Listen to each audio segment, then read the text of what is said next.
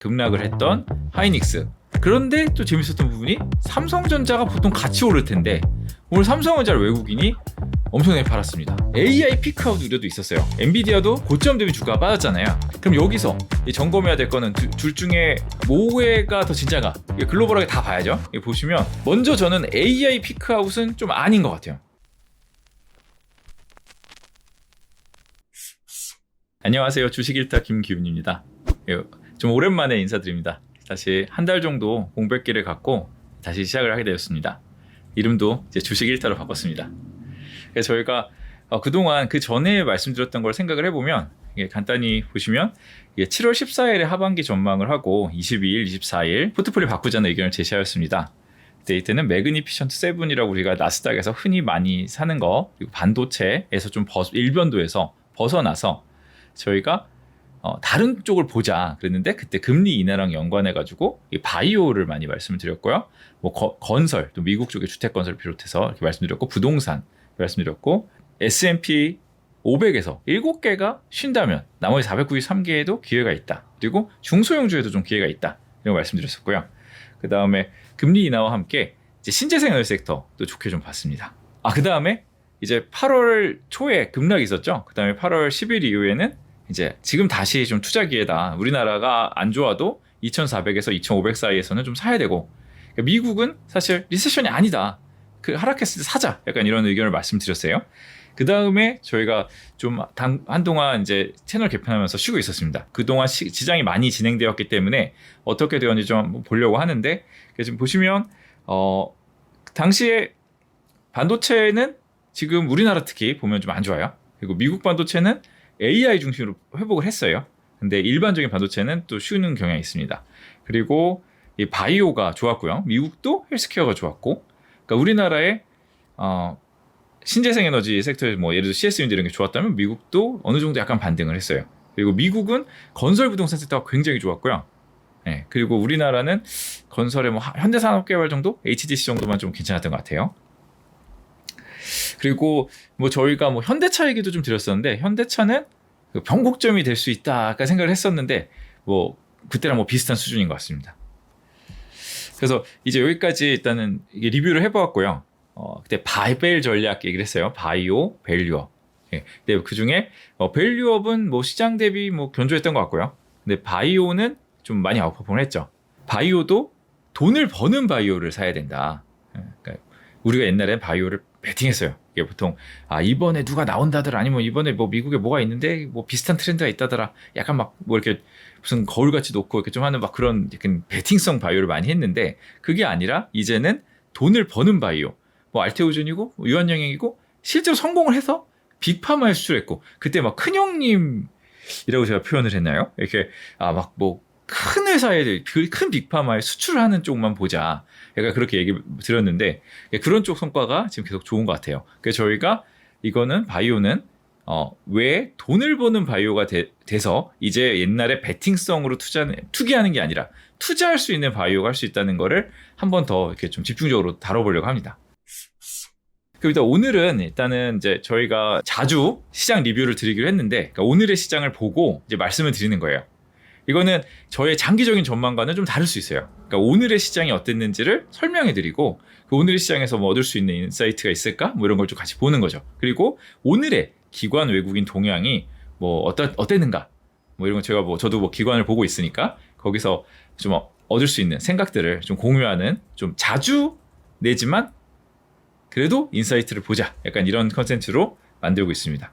그래서 오늘의 시장이 끝나고 장이 끝나고를 이제 시작하겠습니다. 그래서 오늘 장이 어떻게 끝났는지를 좀 생각을 해보면 먼저 이제 차트를 하나 보시죠.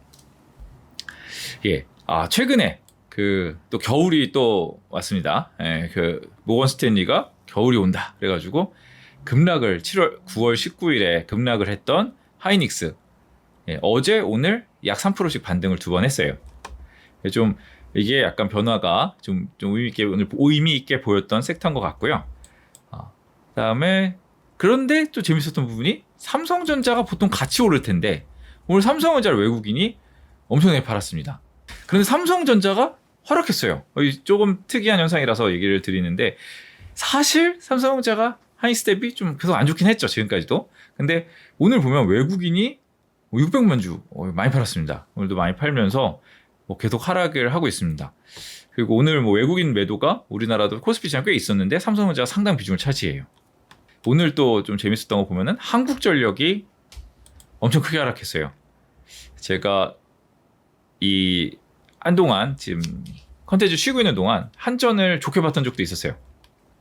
방어적 성격도 있고 뭐 유틸리티 글로벌하게 좋았는데, 그러니까 우리나라는 전기요금 인상이 안 되면서 글로벌 유틸리티의 대세 상승에 지금 동참하지 못하는 모습이 지금 보이고 있네요. 오늘 기관이 많이 팔았습니다. 이 삼성전자 하이닉스부터 시작해서 이제 어려웠던 부분이, 반도체를 상반기에 사람들이 다 좋게 봤는데 그때는 두 가지 다 좋게 봤어요. AI 반도체, 레거시 반도체. 둘 다 좋게 보다 보니까 숫자도 올라가면서, 그리고 숫자가 워낙 낮은 국면에서 계속 상향을 하면서 주가가 올라갔기 때문에 편한 국면이었어요. 근데 하반기에는 이미 하반기 초쯤에 이제 삼성전자 뭐 13, 14조까지 나온다, 뭐 15조까지 나온다, 뭐 이렇게까지 올라갔었고, 그 다음에 하이닉스도 뭐 충분히 이익이 상향된 상황에서 이 레거시 반도체부터 우려가 있었고요. 그리고 AI 피크아웃 우려도 있었어요. 엔비디아도 고점 되면 주가가 빠졌잖아요. 그러니까 AI 피크아웃 우려도 있습니다. 그럼 여기서 점검해야 될 거는 둘 중에 뭐가 더 진짜가, 글로벌하게 다 봐야죠. 보시면 먼저 저는 AI 피크아웃은 좀 아닌 것 같아요. AI 투자가 왜 피크아웃 우려가 있었냐를 가서 보면, 이 과거로 돌아가서 보면은 엔비디아는 계속 돈을 벌고 있었어요. 엔비디아가 계속 돈을 벌고 있는데 엔비디아의 고객들, CSP라고도 하고요, 클라우드 서비스를 프로바이드하는 그 고객들이 돈을 못 버는 거예요. 이러면은 이거 뭐 투자만 하다가 끝나는, 옛날 시스코가 광통신 우리 깔았잖아요. 막 그럴 때 투자만 하다가 끝나고 10년 있다 구글이 나왔다? 뭐 이런 스토리가 나온 거예요. 미국에서 제가 실제로 들었던 얘기입니다. 미국에서 많이 만들었던 논리예요. 이게 더 나아가는 뭐라고까지 얘기했냐면, 아니 그 AI를 맨날 어릴 때부터 쓰던 그 지금 10대의 사람들이 창업을 해야 이제 된다는 거예요. 뭐 10년이 되잖아요. 그 논리가 엄청 있었어요. 그런데 그 사이에 지금 뭐가 나왔냐? 몇 달 사이에 오라클이 나와가지고 엄청난 실적 상향에다가 이제 2030년, 2029년 가이드스까지 올려버렸어요. 우리 매출이 2배로 늘어난다. 이거는 AI의 효과다. 그리고 오라클과 함께 투자를 많이 한 메타, 이런 SNS에서도 효과가 발휘하면서 메타는 나스닥과 달리 주가가 굉장히 더 좋아요. 그러니까 이미 이 2000년이랑 비교를 하는 거는 맞지 않는 게, 당시에는 다 벤처였어요. 근데 지금은 이런 서비스 프로바이더들이 이미 충분히 고객을 가지고 있고 엄청 대기업인데, 성장률을 가속화시켜요. AI를 붙여서 성장률을 가속화시킬 수 있으면 이게 되는 거예요. 그러니까 오라클이 데이터베이스 회사였는데 이제 AI GPU 클러스터를 엄청 많이 투자했어요. 그러면서 여기가 예전에는 하지 못했던 뭐 구글이랑 아마존 협업을 하고, 또 고객들이 이 채택을 막 늘려가는 거예요. 아직도 클라우드 채택 안 한 데들이 있어요. 근데 AI라는 새로운 모멘텀과 함께 채택을 늘려가면서 이들이 돈을 더 벌기 시작하니까 AI 무용로는 어느 정도 미국에서는 줄어들었어요. 그리고 또 AI를 확인할 수 있는 좀 다른 쪽을 또 보면 이제 둘러싸고 있는 이제 이 투자와 관련된 체인들을 봐야 되잖아요. 전력이 부족했다더라, AI 때문에. 그다음에 뭐 AI가 엄청 열이 나니까 냉각 이런 게 좋았는데, 뭐 이런 것들도 엔비디아 조정 때 뭐 7월 뭐 6월 뭐 많이 조정을 받았어요. 그냥 8월까지 좀 많이 빠지다가 급반등을 많이 했습니다. 엔비디아 관련된 전력 회사들 많이 올라갔고요. 뭐 전력, 뭐 이튼 같은 전력 기기 관련도 많이 올랐고요. 이 전력은 특히 미국은 많이 팔면 유리해요. 요금 올려주니까. 뭐 컨스텔레이션 에너지, 뭐 비스타 막 많이 많이 올라갔습니다. 그리고 또 뭐 칠러, 버티브가 뭐 엔비디아보다 더 올랐다. 그래서 저희가 막 LG전자 얘기할 때 막 얘기도 했었는데, 지금 LG전자 또 다시 그걸로 주목받고 있어요. 근데 이런 회사들이 버티브도 수십 퍼센트 순식간에 반등해가지고 다시 고점 가까이 올라가고 있어요. 그러니까 AI를 위한 데이터 서버 사이클은 끝나지 않은 거죠. 그것을 저희가 우리나라에서도 뭐 ESSD 이렇게 그 AI 서버로 나가는 수출들은 좋아요. 그리고 HBM 여전히 좋아요. 모건 스탠리 리포트의 좀 이상한 점은 HBM을 깐 건 좀 이상한 것 같아요. HBM이 공급 과잉이다. 이거는 그분도 되게 오래 하신 분이거든요. 그래서 우리나라의 커머디티 디램 랜드 사이클을 많이 보신 거예요. 근데 HBM도 그냥 똑같이 커머디티로 생각한 것 같아요. 그래서 HBM의 공급 캐파가 얼마다? 그리고 HBM 수요가 얼마다? 얘기를 했는데 HBM 공급량이 250억 기가 근데 HBM의 수요가 150억 기가다. 이런 식으로 얘기를 했어요. 근데 일단 수요가 틀렸고요. 220억 개가 벌써 넘었고 이 공급량이 중요하지 않은 게 아니 HBM3 12단을 엔비디아랑 하이닉스가 계약해서 공급하잖아요. 그럼 마이크론이 캐파가 있어요. 그러면 들어가나요?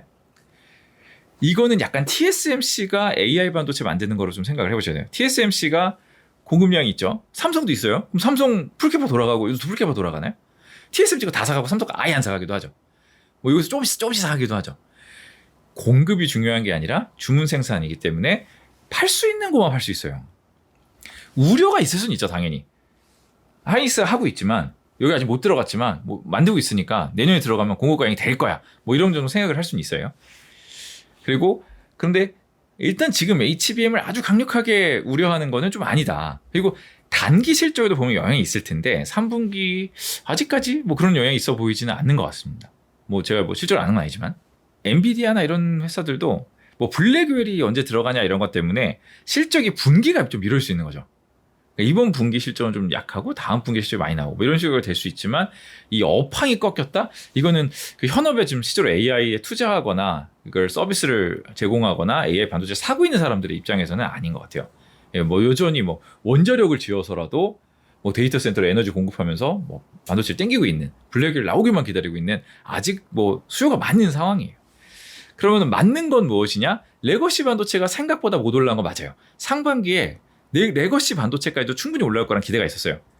이 두 가지인데 수요가 진짜 살아날 거다 이런 기대도 있었고 좋게 볼 때 공급 측면에서 HBM을 많이 찍으니까 이제 레거시 반도체에 들어갈 캐파가 못 들어가면서 이제 이쪽에도 약간 쇼티지 현상이 약간 발생할 거다. 약간 이런 기대가 있었는데 레거시 반도체는 중국 경기랑도 관계가 있고 그러니까 미국도 저희가 말씀드렸듯이 경기 리세션은 아니지만 경기 둔화 국면이긴 하다 그랬잖아요. 그러다 보니까 레거시 그러니까 이런 경기와 관련되는 경기 민감주까지 좋아지는 건 아니거든요. 그래서 그 부분이 삼성전자 하이닉스의 발목을 잡고 있고 특히 레거시가 중요했던 삼성전자의 발목을 세게 잡고 있는 거라고 거는 팩트에 어느 정도 근접한 것 같아요.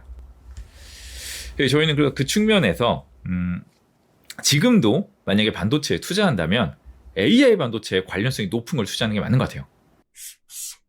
중국 우려가 아까 레거시가 안 좋다고 말씀드릴 때 일단 수요는 그랬고요. 공급 측면에서는 중국 우려가 있는 거예요. 중국이 이게 진짜 큽니다. 이거 기관 투자가들하고 얘기하면 저희 아는 분들 다 얘기해 보면 이거 엄청 고민해요. 저도 고민 많이 하고. 이 기관의 가장 큰 고민은 이 반도체도 중국이 들어오면 디스플레이나 옛날 중국에 뺏길 게 엄청 많잖아요. 우리가 다 뺏긴 게 너무 많잖아요. 이런 사이클로 가기 시작은 하는 거 아니냐. 여기서 많이 갈려요. 좋게 보는 쪽에서는 이게 DDR4 이거 레거시 중요도도 더 옛날 거 2014년에 나왔어요. 옛날 거 하는 거고 미국이 EUV를 중국에 원활히 공급하지 못하도록 해놨는데 최첨단 반도체를 어떻게 하냐. 팩트상 지금 맞습니다. 근데 여기서 이제 생각을 이제 발전시키는 분들은 이거 하다 보면 이렇게 하게 되고 돈을 미국 중국 정부에서 투자하니까 결국은 하게 되고 EUV도 내 걸로 하면 되는 거 중국 걸로 하게 되는 거 이렇게 발전합니다. 그래서 결국 시간의 문제 아니냐 이게 따라잡힌다. 약간 이 논리까지 나왔어요. 이거는 보통 주가가 많이 떨어지면 극단적인 생각이 많이 나옵니다. 저희 8월 초에 세상 다 망한다, 미국도 망한다, 그런 거 비슷한 거죠. 그래서 이게 당장 이루어지진 않지만. 중국의 우려를 저희가 이제 반도체를 볼 때 하긴 해야 돼요. 근데 그러면 안 좋긴 해요. 왜냐면 이 밸류 캡이 생깁니다. 세상에 안 좋아진 게 장밋빛 그림을 그릴 수 있어야 캡을 열고 성장주가 돼서 쫙쫙 올라가는데 외물이도 중국이 들어올 수 있다 이런 우려가 생기면 지금 당장은 많이 빠졌으니까 반등할 수 있지만 이 캡이 생기는 우려가 있어요. 분명히 있습니다. 그렇지만 조금은 좀 또 밸런스하게 보면 중국이 지금 최첨단 발전하는 건 아니다. 그래서 HBM 가져갈 수 있는 건 아닌 거는 사실 지금 팩트이기도 합니다. 딜을 하고 있는 반도체를 하면 뺏깁니다.